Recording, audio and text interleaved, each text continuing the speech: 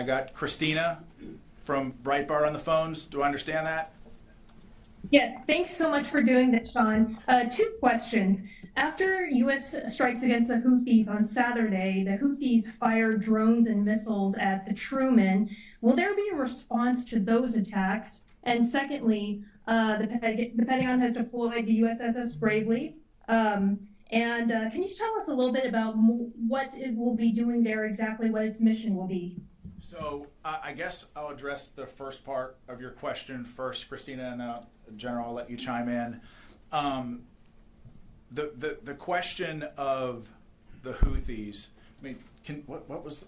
Remind me what the first part of your question was, Christina. The shots we took at the, Yeah. Will there be a response to the Houthi attacks on the Truman? Sorry, it was that. I got you. So first of all, we did get reports of the Houthis firing ballistic missiles and some one-way attack drones against U.S. forces in the region. Those attacks were largely ineffective and didn't come anywhere near U.S. forces in the region. Again, the commanders in command of those vessels were, they were completely on point with regards to defending. They were not effective attacks. And so I would also say the second part, the answer to the second part of that question is that the response is ongoing. I mean, this isn't, there's going to be, as I mentioned, a very clear end state to this. And I think a lot of that has to do with how the Houthis respond. Firing at U.S. military personnel in the region and shooting at our ships and shooting at our drones and putting American lives at risk is not a good way to end this conflict. The Houthis could stop this tomorrow if they said, we're going to stop shooting at your people. But they've clearly chosen not to do that.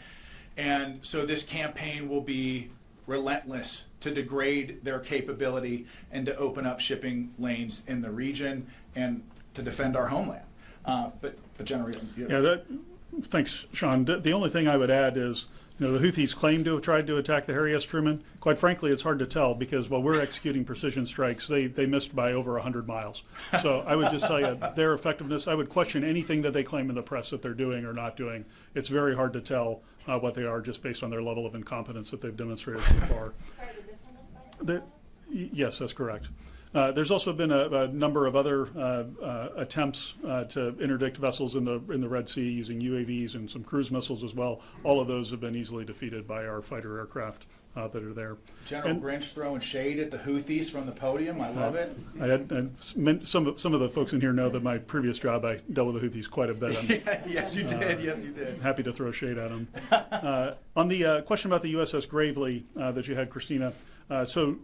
She's deploying under General Guillot, the commander of U.S. Northern Command's authorities for maritime homeland defense missions.